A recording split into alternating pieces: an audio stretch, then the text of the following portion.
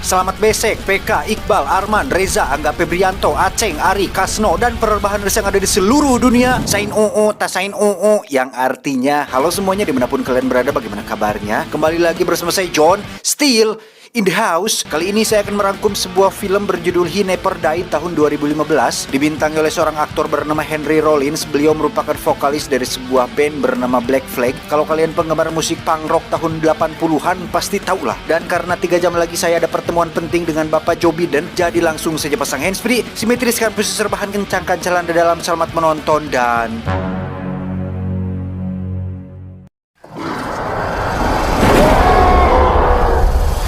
Kisah diawali dengan kemunculan begitu banyak suara dari peperangan, kuda, teriakan pasukan, bencana alam, dan segala sesuatu hal yang terjadi di muka bumi ini. Suara-suara tersebut berasal dari kepala seorang pria parubaya bernama Jack. Ini orangnya, beliau merupakan seorang manusia penyendiri yang tinggal di sebuah kontrakan yang dimiliki oleh seorang wanita tua, yang ketika Jack akan membayar uang sewa bulanannya, kita bisa melihat koper milik Jack yang berisi begitu banyak uang yang mungkin nominalnya lebih dari puluhan juta dolar, berikut dengan beberapa barang antik dan langka yang salah satunya adalah sebuah pistol jadul. Thank you. How are you doing today, Jack?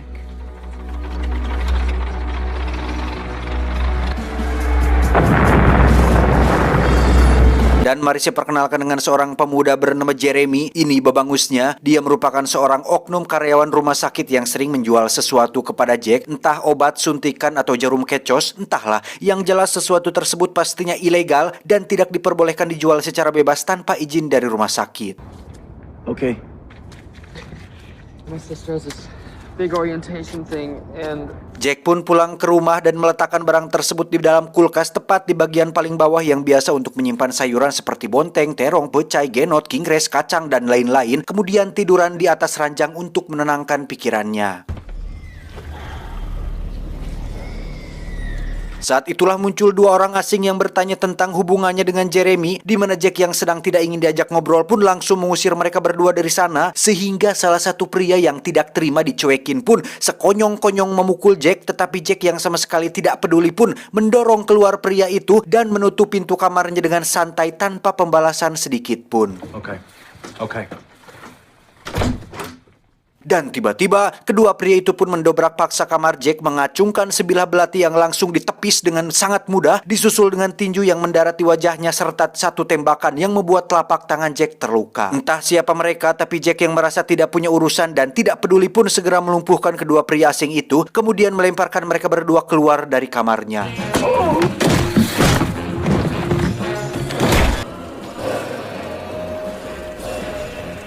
Singkat cerita, malam pun poek. Seperti biasa Jack mendatangi kafe langganannya yang di situ ada seorang pelayan wanita bernama Kara. Kara ini bisa dibilang merupakan satu-satunya teman Jack atau orang yang mengenal Jack karena datang setiap malam ke kafe ini. Yang sebenarnya Kara tidak terlalu mengenal Jack dengan baik karena sikapnya yang cuek dan selalu menjadi pribadi yang penyendiri.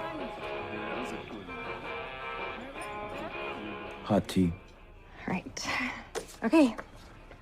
Tiba di kamar, Jack pun mendapat telepon dari sang mantan yang pernah punya hubungan kedekatan di masa lalu. Si mantan hanya ingin menyampaikan bahwa Jack ternyata memiliki seorang anak perempuan yang sebenarnya tadi siang sudah datang ke sini, tapi Jack kebetulan sedang berada di luar, sehingga si mantan yang merasa khawatir pun meminta tolong untuk mencari putrinya karena takut jika dia diculik atau abok bersama teman-teman berandalannya. Alright.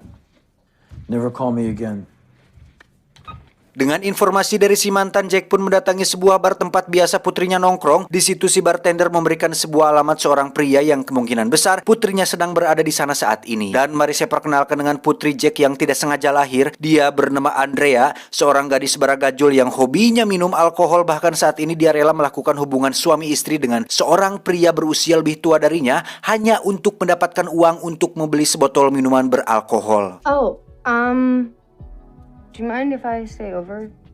Jack pun mengajak Andrea ke kafe langganannya yang di situ karena cukup terkejut ketika mengetahui bahwa selama ini Jack ternyata sudah memiliki seorang anak yang cantik. Ketika memesan makanan, Jack hanya memesan terong balado yang biasa dia pesan, yang hal itu cukup membuat Andrea terkejut saat mengetahui bahwa ayahnya adalah seorang vegetarian. Not chicken or veal? I don't eat meat. Really? Keesokan paginya ketika Jack baru bangun tidur, kita akan melihat sesuatu yang luar biasa dengan tubuhnya yang memiliki healing factor sama seperti Wolverine dan Deadpool. Luka bekas tembakan yang dialami Jack kemarin siang sekarang sudah benar-benar sembuh total 100% hanya dalam waktu kurang lebih 24 jam. Karena putrinya masih tidur di sofa, Jack pun pergi sarapan sendirian ke kafe biasa. Di situ Jack melihat seorang abah-abah yang sedang duduk sendirian tanpa menunjukkan perilaku yang mencurigakan. Namun yang menarik adalah orang lain tidak bisa melihat abah tersebut dan hanya Jacklah satu-satunya orang yang bisa melihatnya. Karena merasa risih, Jack pun segera pergi keluar. Yang di situ secara kebetulan dia melihat Jeremy dibawa oleh dua orang asing yang kemarin mendatangi tempat tinggalnya. Lantas Jack pun menyusul Jeremy ke tempat di mana dia diikat dan disiksa. Tanpa tahu apa masalahnya, Jack pun langsung melumpuhkan kedua pria tersebut untuk kedua kalinya. Bahkan kali ini Jack berhasil membuat salah satu dari mereka satu matanya menjadi pecak dengan menggunakan jempol untuk mencocok mata pria tersebut.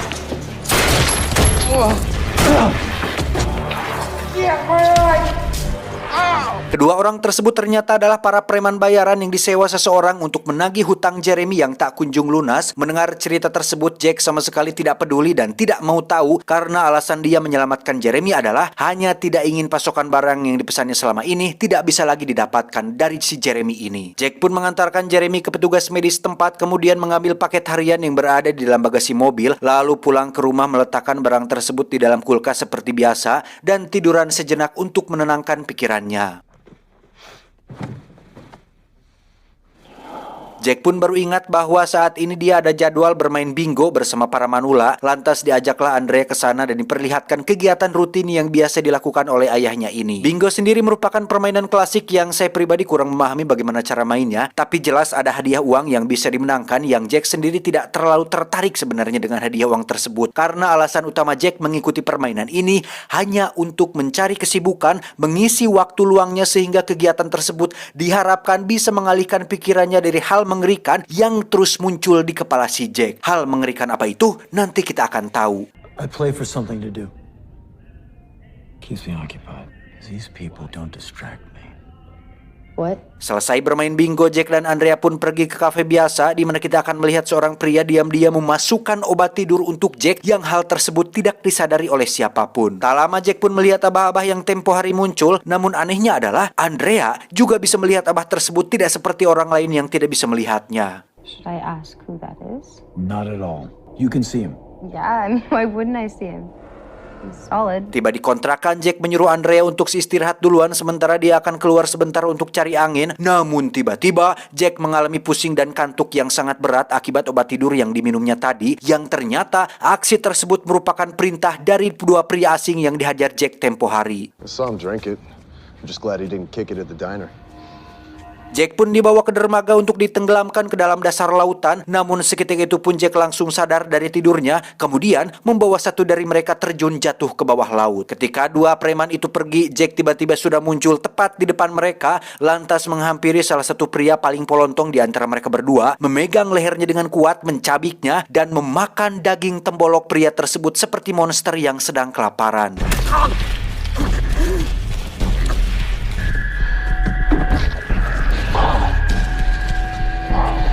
Dan kita akan terkejut saat mengetahui bahwa hal mengerikan yang terus muncul di kepala Jack ternyata adalah rasa laparnya terhadap darah dan daging manusia, di mana sesuatu yang setiap hari dia pesan dari Jeremy ternyata adalah sebuah kantong berisi darah manusia yang digunakan oleh Jack untuk memuaskan rasa hausnya terhadap darah manusia itu sendiri. Berbeda dengan pengakuannya yang seorang vegetarian, faktanya Jack lebih menyukai daging mentah, terutama daging manusia, di mana saat laparnya sudah mulai menguasai dirinya, Jack akan semakin berhasrat untuk memakan daging manusia sehingga Andrea segera diusir dari kontrakannya. Faktanya Jack sudah beberapa bulan berhasil menahan rasa laparnya terhadap daging manusia dengan meminum darah yang dijual oleh Jeremy. Namun akibat insiden yang tak disengaja semalam, Jack kembali mulai merasakan lapar luar biasa yang membuat sikapnya terlihat aneh dan serasa ingin menerkam siapapun yang ada di sekitarnya. Setelah tidak nyaman berada di luar, Jack pun kembali ke kontrakan yang di situ ada salah satu penghuni yang sedang memarahi nenek pemilik kontrakan yang sudah tua renta ini. Melihat bahwa sikapnya kasar dan pantas untuk mati, Jack pun menjadikan penghuni itu sebagai makanannya dengan langsung menerkamnya tepat setelah si nenek masuk ke kamarnya sendiri. Sampai sini saya ingin tegaskan bahwa Jack bukanlah seorang kanibal yang memakan daging manusia karena ketagihan, yang meskipun secara teknis Jack bisa dikatakan kanibal karena memakan spesies sendiri. Tetapi Jack memiliki sebuah kutukan yang apabila dia tidak memakan daging manusia, Jack akan merasa sangat menderita dan sakit kepala dengan kemunculan suara-suara mengerikan di kepalanya yang akan terus muncul apabila Jack tidak segera memakan daging atau meminum darah manusia. Setelah membuang sisa tubuh si penghuni kamar, Jack pun seperti biasa mendatangi tempat permainan bingo. Namun suara-suara yang semakin lama semakin memenuhi kepalanya pun membuat Jack menjadi tidak tenang. Lantas pergilah dia ke sebuah bar untuk meminum alkohol, berharap suara-suara tersebut bisa lenyap. Namun tak lama muncul beberapa pengunjung wanita yang menggoda Jack, yang justru membuat Jack menjadi tidak nyaman dan segera pergi dari sana. Pada akhirnya Jack memutuskan untuk kembali memakan daging manusia seperti yang biasa dia lakukan. Namun Jack memiliki sebuah aturan penting untuk tidak memakan atau membunuh seseorang yang baik, sehingga Jack akan pergi ke jalanan dan mencari sampah masyarakat yang memang pantas untuk mati.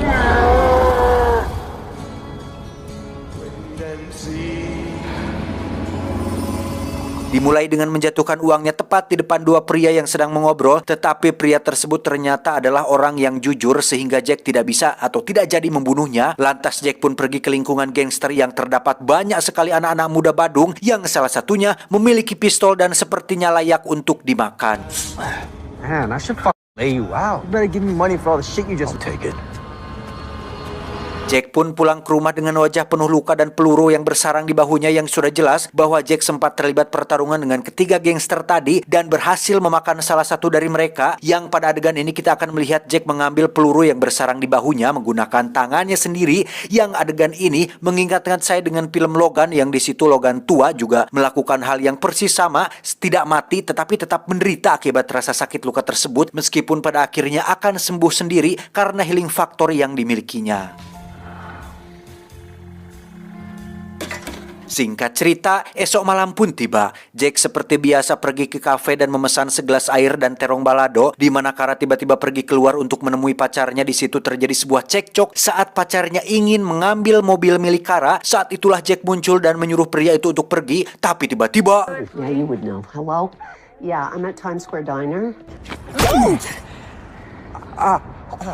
Ya, pukulan tersebut justru membuat si pria kesakitan sendiri sehingga membuatnya ketakutan dan tetap pergi dengan membawa mobil milik Kara. Karena Jack sendiri tidak memiliki kendaraan, Kara pun diantar jalan kaki pulang ke rumahnya, yang di situ mereka berdua pun mengobrol panjang lebar untuk pertama kalinya, yang ketika Jack ditanya apa pekerjaannya, Jack menjawab bahwa saat ini dirinya adalah seorang pengangguran tanpa tanda jasa, sama seperti si John. Ketika Kara bertanya lagi apa pekerjaan dia sebelumnya, John menjawab bahwa dirinya pernah menjadi seorang pengawal, penjual barang antik, pebisnis, pekerja konstruksi, supir truk, guru sejarah, militer, manajer di sebuah perusahaan, penata taman, nelayan, penyelundup, penyelam kapal karam, penambang batu bara, emas, perak, stuntman untuk atau peran pengganti untuk film, perawat rumah sakit, petugas medis, tukang masak penjara, penjudi profesional, peternak kuda, tukang pot, tukang patri, pandai besi, montir, dan lain-lain, yang Jack sendiri sampai lupa dia pernah menjadi apa di masa lalu.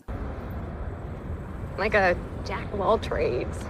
Mendengar begitu banyak profesi yang disebutkan Jack yang agak sedikit mustahil digeluti oleh seorang manusia dalam usia yang singkat ini, tentu membuat Kara tersenyum dan menganggap itu semua hanya bercanda. Tetapi melihat ekspresi Jack yang serius dan tatapan matanya yang jujur dan apa adanya membuat Kara agak sedikit gambling dan penasaran, apa iya seorang manusia bisa melakukan begitu banyak profesi dalam hidupnya? Entahlah, hanya Samsul yang tahu. That's the most I've said in years. Terlepas dari cerita Jack yang asli atau karangan, Kara tetap berterima kasih kepada Jack telah mengantarkan dia sampai ke rumahnya, dan Jack mendapat pelukan hangat dari seorang teman yang sebenarnya tidak terlalu mengenalnya dengan dekat. Pulang ke kontrakan, Jack langsung mengambil kantong darah dan meminumnya sampai-sampai tumpah di lantai, yang karena Jeremy masih dirawat sehingga kantong darah ini merupakan pasokan terakhir yang bisa Jack minum. This could be bad. Keesokan harinya Jack pun mendapat telepon dari sang mantan bahwa Andrea tak kunjung pulang setelah diusir dari rumah Jack tempo malam, di mana Jack yang khawatir pun mendatangi sebuah markas mafia lokal kalau mereka mengetahui di mana Andrea berada.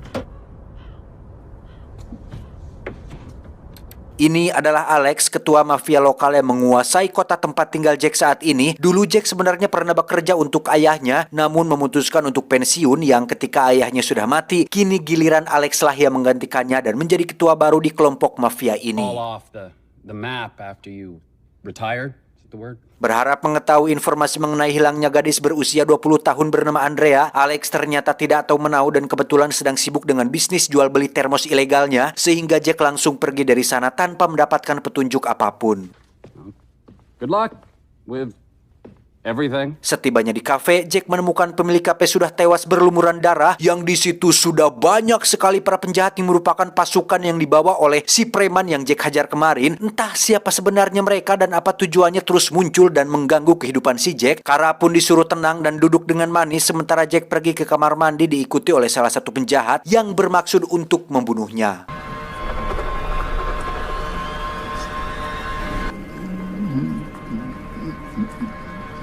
Tak lama keluarlah Jack dengan kondisi yang masih baik-baik saja, di mana Kara dibuat terkejut saat melihat sebilah penusuk es masih tertancap di bagian belakang tubuh Jack. Menyadari temannya sudah tewas, satu penjahat pun menghampiri Jack dengan sepucuk pistol di tangannya dan tiba-tiba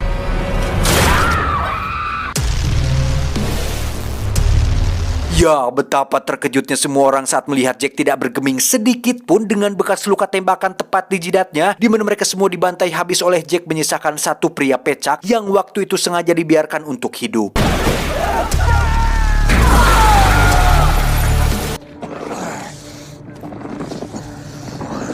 Jack pun memasukkan pria pecak itu ke dalam bagasi mobil dan meminta Kara untuk mengantarkannya ke rumah, di mana Kara yang masih syok pun bertanya-tanya tentang bagaimana mungkin Jack masih hidup dengan peluru yang masih bersarang di kepalanya. Bahkan Kara semakin dibuat terkejut saat melihat Jack mengambil peluru tersebut dengan tangannya sendiri, seperti hal itu merupakan hal yang biasa saja bagi si Jack ini.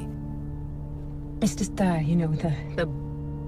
Tiba di kontrakan, Kara pun melihat begitu banyak uang di dalam koper beserta barang-barang antik milik Jack seperti koin lama, buku catatan kecil yang nampak berusia ratusan tahun. Juga ada foto Jack saat berada di medan perang yang dikonfirmasi bahwa yang ada di dalam foto itu adalah Jack sendiri bersama beberapa teman tentaranya ketika berada di Prancis tahun 1914. in this picture is you. Yeah. Ketika Kara bertanya berapa usia Jack yang sebenarnya, saat itulah Jack mengatakan jawaban yang sangat-sangat mencengangkan bahwa dirinya tidak ingat sama sekali berapa usianya saat ini, yang pasti bukan hanya ratusan atau ribuan tahun karena nama aslinya sendiri terdapat dalam Alkitab dengan nama Cain atau dalam bahasa Indonesia disebut Kain, anak pertama dari Nabi Adam dan Hawa yang dikutuk Tuhan karena telah membunuh adiknya sendiri yang bernama Habel. Yang alhasil Jack atau Cain ini menerima kutukan berupa hidup abadi dan harus memakan daging manusia seumur hidup, yang hal tersebut merupakan sebuah penderitaan yang tak akan kunjung selesai selama dunia masih ada. Old age was never a concern of mine. That means you're over. Jack pun menghampiri si pria pecak untuk menginterogasinya tentang siapa yang telah menyuruhnya, namun dia ternyata hanyalah seorang preman bayaran yang dibayar oleh seseorang yang dia sendiri tidak tahu siapa orang tersebut. Dan tak lama muncullah kawan dari si pria pecak yang ujug-ujug menodongkan pistol ke arah Jack. Lantas Jack pun mengajak pria itu keluar kamar dan Jack pun memberikan sebagian uangnya untuk Kara dan memintanya untuk pergi, yang setelah malam ini dia tidak akan pernah melihatnya lagi. Lantas Jack pun pergi ke rumah sakit untuk menemui Jeremy, bertanya tentang apakah Jeremy kenal dengan para preman itu atau punya masalah dengan mereka. Dan ternyata Jeremy pernah meminjam uang kepada seorang mafia untuk membiayai kuliahnya yang dari desas-desus yang beredar. Mafia tersebut dipimpin oleh seorang ketua mafia bernama Alex, sang bos mafia yang pernah Jack temui tempo hari. Alex Arcudi. You know, Sadar bahwa Alex lah pelaku yang telah menculik Andrea, Jack pun kembali menemui Kara untuk meminta tolong mengantarkannya ke markas Alex. Yang ketika mereka sudah sampai di sana, Jack meminta Andrea untuk menunggu sebentar di mobil agar nanti dia bisa membawa Andrea pergi dari sana. Tanpa emosi dan adrenalin sedikit pun Jack dengan santai dan cucungahnya masuk ke dalam markas, yang wajar saja Jack nampak santai dan kalem karena apa yang harus dia takutkan atuh? Toh dia hidup abadi dan tidak akan mati. Saat sudah di dalam, Jack pun dengan santai berjalan ke arah ruangan si Alex, di mana penjaga yang merasa tidak dihargai pun menembak Jack menggunakan shotgun, yang sontak hal tersebut membuat penjaga lain terkejut. Fuck was that? Melihat Jack masih berdiri dengan tegak tanpa menunjukkan ekspresi kesakitan atau ketakutan pun membuat penjaga lain memilih untuk pergi, sementara si penjaga shotgun pun kembali menembaki Jack yang langsung dibantai bersama dengan dua penjaga lain yang masih bertahan. Are you Derek? Yeah, mother. Setelah membunuh semua penjaga, Jack pun masuk ke ruangan Alex dan membantingnya berkali-kali, yang tak lama terdengar suara dari balik dinding yang ternyata Andrea disekap di ruangan rahasia dengan kondisi yang cukup mengenaskan, di mana wajahnya benar-benar babak belur setelah disiksa berkali-kali oleh Alex dan semua anak buahnya. Melihat putrinya diperlakukan tidak manusiawi seperti ini, Jack pun kembali ke Alex dan mempelintir pergelangan kakinya hingga dia kesakitan, lalu menyeretnya ke ruangan lain, merebahkannya di atas meja biliar dan bertanya tentang apa motivasinya sampai nekat melakukan hal seperti itu.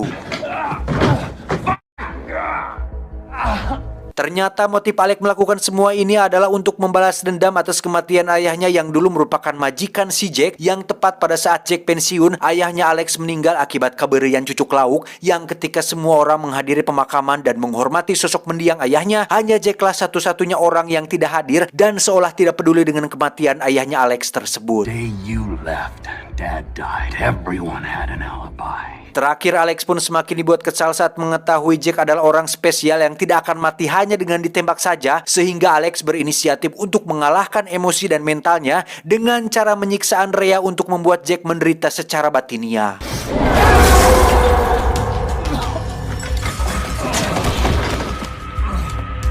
Saat Alex semakin dibuat kesakitan, Jack pun bercerita tentang dirinya yang sedang berjalan di atas tali ketenangan, yang artinya Jack sedang benar-benar dalam kondisi dan situasi damai tanpa ada gangguan dari siapapun. Tiba-tiba Alex muncul dengan semua hal yang fuck shit ini, sehingga jangan salahkan diriku jika Alex akan mati dengan perlahan dimakan hidup-hidup oleh si Jack yang sedang kelaparan ini.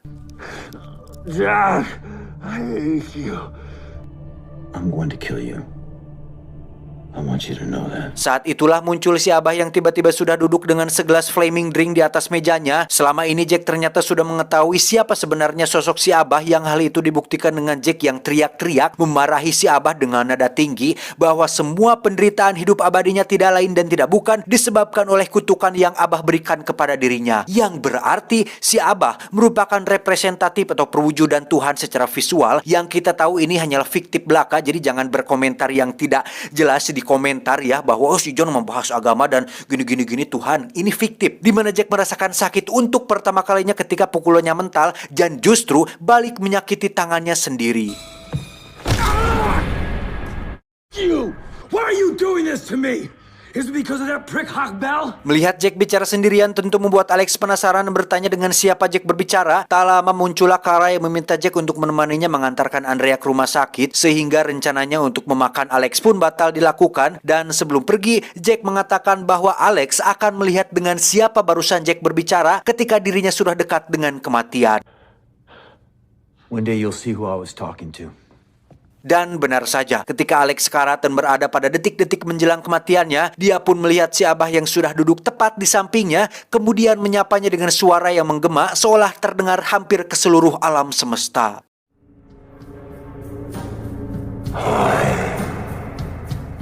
Entah bagaimana kisah Jack selanjutnya, yang pasti dia akan terus hidup dengan kutukan abadinya. Dan jika kalian menganggap hidup abadi itu terlihat fun dan menyenangkan, ternyata banyak sekali penderitaan dan kesakitan yang harus dialami Jack selama hidup ribuan tahun lamanya.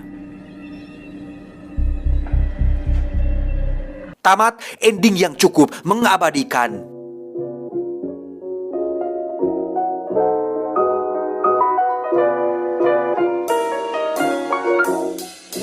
Dari film ini kita bisa belajar bahwa hidup abadi dan lama ternyata tidak menyenangkan seperti yang diinginkan oleh kebanyakan orang, karena faktanya seseorang yang hidup abadi akan kehilangan sisi manusiawi dalam dirinya akibat terlalu sering mengalami kehilangan dan kesedihan saat harus menyaksikan anak, kerabat, istri, dan orang-orang di sekitarnya mati, sedangkan dia tidak. Dengan hidup abadi Anda akan merasa sangat sendirian ketika harus berulang kali gonta-ganti pasangan, beradaptasi dengan lingkungan baru, orang-orang baru, memulai semuanya dari awal ketika Anda baru lahir, menyaksikan begitu banyak penderitaan, musibah, kejadian bersejarah, harus mengganti akun email berkali-kali, daftar ulang identitas kependudukan, memperpanjang kartu SIM berulang-ulang kali, membayar pajak yang tiada henti, bangun tidur, makan dan bekerja setiap hari. Semua aktivitas duniawi yang tiada hentinya Anda harus menjalani itu semua jika ingin hidup abadi, kecuali Anda memutuskan tinggal di hutan sendirian tanpa siapapun, sama saja dengan Anda mau mati tapi tidak mati-mati. Mending jika Anda hidup abadi bisa memberikan kontribusi besar bagi dunia dan bermanfaat bagi umat manusia, atau setidaknya bermanfaatlah untuk diri sendiri. Bayangkan jika Anda hidup abadi dan membuang waktu Anda secara percuma, tidak sembahyang, tidak bermanfaat,